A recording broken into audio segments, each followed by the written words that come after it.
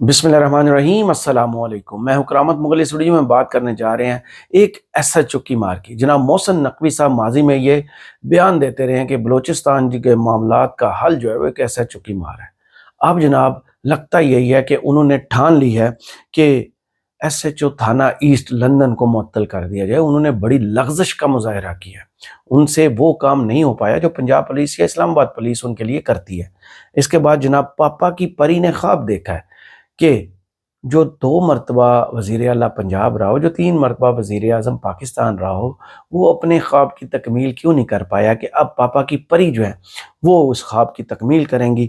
اس حوالے سے پہلی اینٹ انہوں نے ایک ہال کے اندر ہی رکھ دی ہے، اب اس کا کرنا کیا ہے، ہونا کیا ہے، وہ بڑا سوالیہ نشان ہے۔ اس کے بعد جناب مسلم لیگ نون کے 2 بڑوں کی سر عام لڑائی ہو گئی ہے۔ رانا ثناء اللہ نے سر عام جناب خواجہ اصف کی چھترول بھی کی ہے اور انہیں جھوٹا بھی کہا ہے۔ اس والے سے تفصیلات آپ کے ساتھ شیئر کریں گے۔ سب سے پہلے جناب لندن میں ہوا کیا؟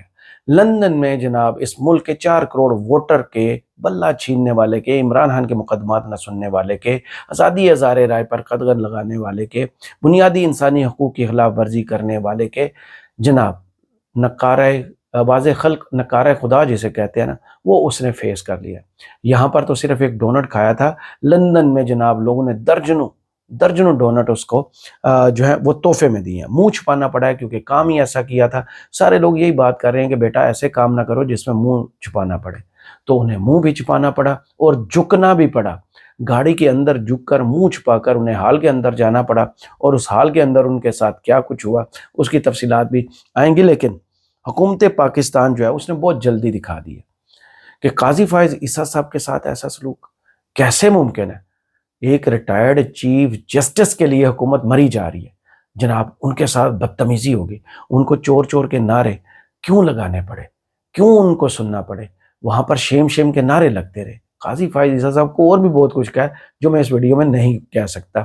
وہ ویڈیوز جو ہیں وہ اب جناب محسن نقوی صاحب نے جو ہے نا وہ حکم دے دیا نادرا کو، کیونکہ انٹیریئر منسٹری کے اندر ہی ہے نادرا، تو ان کی شناخت کی جائے بیرون ملک، ان کے پاسپورٹ جو ہے وہ کینسل کرنے کی، جو شناختی کارڈ کینسل کرنے کی جو ہے نا وہ کارروائی کا آغاز کیا جائے۔ اس کے علاوہ یہاں تک کی تان نہیں ٹوٹی، آگے انہوں نے یہ بھی کہا کہ یہ لندن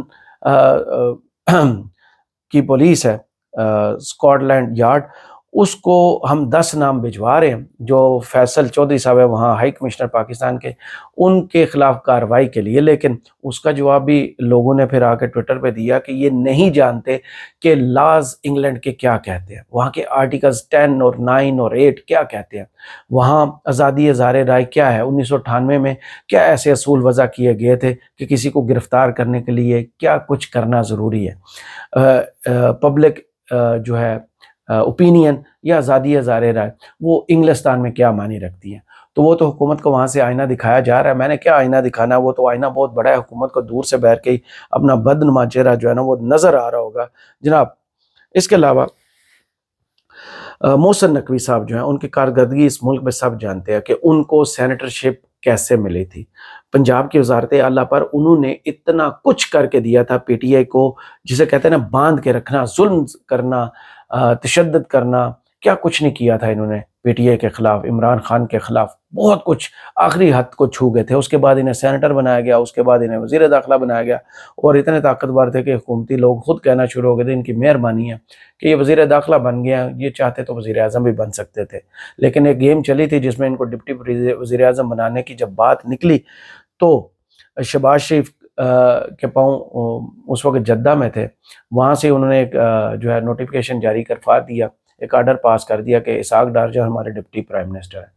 تو حکومت نے وہاں سے ان کا راستہ روکا تھا، لیکن لگتا یہ ہے کہ سب سے طاقتور آزاد سینیٹر ہیں جو وزیر داخلہ ہیں، کابینہ کا حصہ ہیں جناب۔ ان پر اب سوال اٹھ رہے تھے کہ اسلام آباد میں تقریباً 48 گھنٹے میں جو ہے نا 4 بڑی ڈکیتیاں ہوئیں، اور ان ڈکیتیوں کے بھی مزاحیہ آگے انفارمیشن جو ہے وہ سامنے آئی ہے، اور وہ بھی آپ کہیں نا کہ لطیفے سے کم نہیں ہے کہ جناب اسلحہ کیسے چھینا گیا، کیسے اسلحہ لے کر جو ہے استعمال کیا گیا، اور رپورٹ جو اس کی تحقیقاتی رپورٹ آئی ہے نا وہ کسی بھی لطیفے سے کم نہیں ہے، کیونکہ جناب 4 ڈکیتیاں ہوتی ہیں، اور ذرا صورتحال جو پولیس ذرائع سے خبر سامنے آئی ہے وہ سنیے گا۔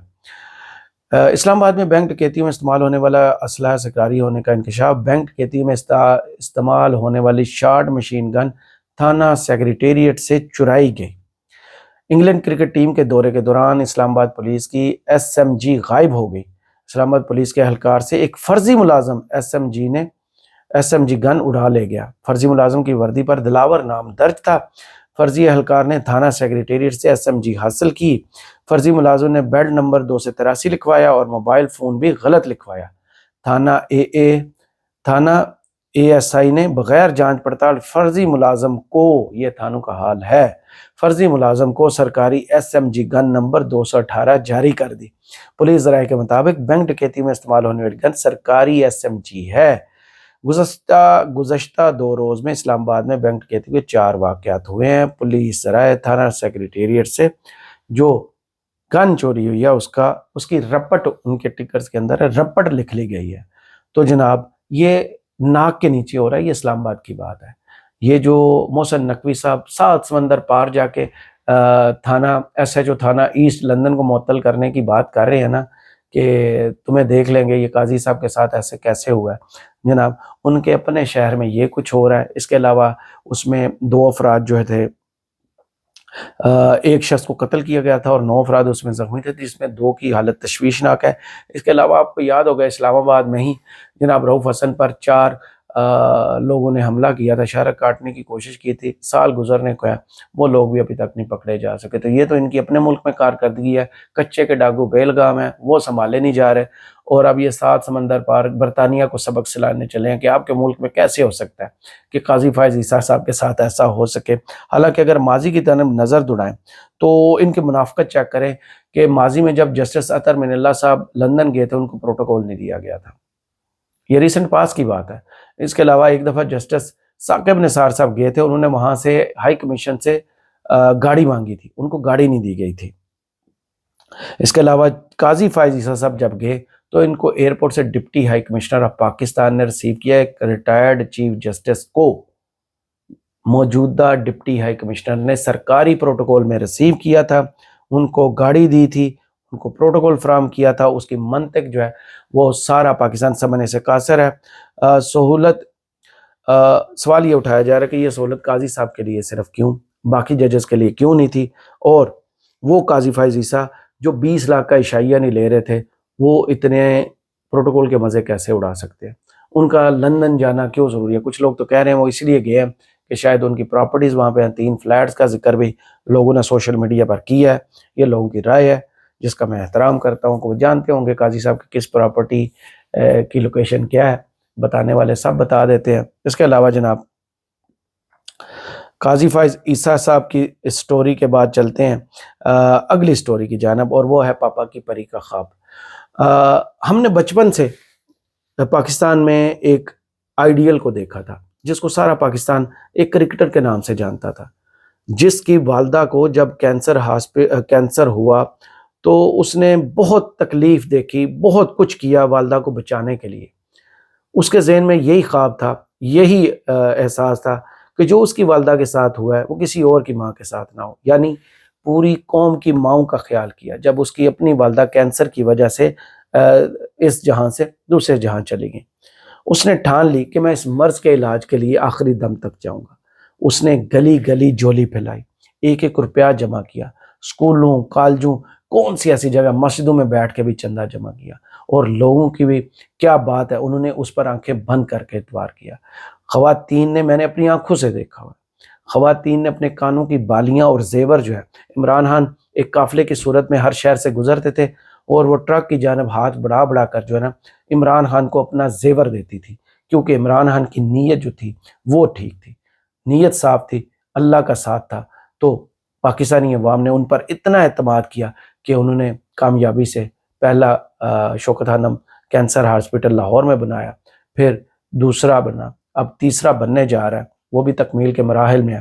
دوسری جانب ان سے مقابلہ کیا جا رہا ہے، عمران خان سے مقابلے کی اتنی جلن ہے، اتنی کوشش کی جا رہی ہے، جو کچھ عمران خان کرتے ہیں اس کی کاپی تیار کی جاتی ہے۔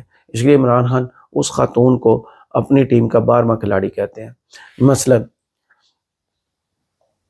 ان کا نام ہے جناب مریم نواز صاحبہ۔ عمران خان بار بار ان کو اپنا 12واں کھلاڑی کہتے تھے کہ وہ ان کی سپورٹ میں بہت کچھ کر جاتی ہیں۔ اب انہوں نے ٹھان لیا کہ وہ بھی اپنے والد، ستم ظریفی دیکھیے اس ملک کی، 3 دفعہ کا وزیر اعظم، 2 دفعہ کا پاکستان کے سب سے بڑے صوبے کا وزیر اعلیٰ، وہ اپنا خواب پورا نہیں کر سکا۔ جب پاپا کی پری کو اب آیا ہے کہ وہ اپنے باپ کا خواب پورا کرائیں گی، اور پبلک ایکسچیکر سے، آپ کے پیسوں سے، میرے پیسوں سے جو میں ٹیکس کی صورت میں اس ملک کو دیتا ہوں، ان پر جناب اپنے باپ کے نام کا ایک کینسر ہاسپٹل تعمیر کروائیں گی۔ اس کی پہلی اینٹ انہوں نے، آج وہ ڈرامہ بازی تھی ساری، ایک ہال کے اندر سپاٹ لائٹ کے اندر ایک اینٹ رکھی ہے کہ سنگ بنیاد رکھ دیا گیا۔ جناب نواز شریف کینسر ہسپتال اس ملک میں بنانے کی جو ہے وہ نہیں، جسے کہتے ہیں سنگ بنیاد، پہلے اینٹ رکھی گئی ہے۔ اور وہ بھی یہ اتنے امیر ہیں، یہ لندن میں پراپرٹیز بنا سکتے ہیں، لیکن اپنے باپ کے نام پر ہسپتال بنانا ہو تو اس کے لیے بھی قومی خزانے پر ڈاکہ ڈالنا ہے۔ بھائی کس چکر میں نواز شریف ہاسپٹل بنے گا؟ وہ کیا قوم کا کوئی محسن ہے؟ کوئی احسان کیا ہے؟ کوئی خدمت کی ہے؟ کیا اس قوم کا کیا ہے سوائے لندن میں اپنے فلیٹس بنانے کے؟ کیا اس قوم کے لیے کیا ہے؟ موٹر وے موٹر وے موٹر وے موٹر وے بھی لوگوں کے پیسوں سے بنی ہوئی ہے۔ یہ میٹروز اور یہ جو ٹرینیں ہیں نا اورنج، یہ بھی لوگ قرض اتار رہے ہیں، قرض پر بنی ہیں، ان کے ٹیکس سے اس کا سارا قرض اتارا جا رہا ہے۔ اب نواز شریف کینسر ہسپتال بنے گا کیونکہ پاپا کی پری کو اب خواب آیا کہ ان کے والد کی یہ خواہش تھی کہ ان کے نام پر کینسر ہسپتال بنایا جائے۔ اس بندے کو شاید پتہ بھی نہ ہو کہ میری خواہش تھی کہ میں نے کینسر ہسپتال بنانا ہے۔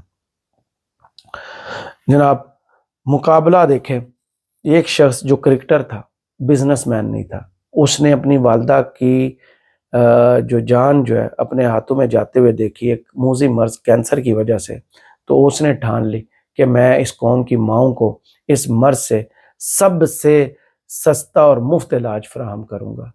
اس نے ساری زندگی اس پر لگا دی، اپنے میچز کا پیسہ، اپنے ساتھیوں کے میچز کی جیتے ہوئے پیسے، جیسے تیسے کر کے اپنا انعامات بیچ کے، اس ملک کے کونے کونے میں سے چندہ جمع کر کے اس ملک کو 3 کینسر ہاسپٹل دیے۔ اور دوسری جانب جناب جن کی لندن میں تو کیا پاکستان میں کوئی پراپرٹی نہیں ہے، اب وہ چلے ہیں نواز شریف کینسر ہسپتال بنانے۔ مریم نواز صاحبہ، اللہ آپ کے باپ کو زندگی دے، وہ حیات ہے، آپ کے پاس اتنے وسائل ہیں کہ آپ ایک ہاسپٹل اپنے پیسوں سے بنا سکے، کیونکہ آپ کے دادا تو بنا گئے تھے وہ جو ماڈل ٹاؤن میں ہاسپٹل ہے۔ آپ کو بھی چاہیے کہ انہی کی راہ پر چلتے ہوئے اپنے جیب سے، نواز شریف کے پیسوں سے نواز شریف کینسر ہسپتال بنائے، نہ کہ پبلک منی پر نواز شریف کینسر ہسپتال بنائے۔ ہوگا تو کینسر ہاسپٹل، لیکن لوگ اس کو نواز شریف کینسر ہی کہیں گے، باقی کچھ نہیں کہیں گے، کیونکہ جب موقع آیا آپ نے قومی خزانے کی طرف ہی ہاتھ بڑھایا، اپنی جیب کی طرف ہاتھ نہیں بڑھایا۔ کیونکہ عمران خان جہاں سے گزرتے تھے خواتین اپنا زیور دیتی تھی اور لوگ اپنی جیبیں خالی کر دیتے تھے۔ آپ لوگوں کا یہ حال ہے کہ آپ اس ملک میں کہیں جائیں یا بیرون ملک کہیں جائیں، سب اپنی جیب پر ہاتھ رکھ لیتے ہیں کہ کہیں ہماری جیب سے پیسے نہ چوری ہو جائیں۔ کرامت مغل کو اس ویڈیو سے اجازت دیجیے اور کمنٹس باکس میں ضرور بتائیے گا یہ ویڈیو آپ کو کیسی لگی۔ اللہ حافظ۔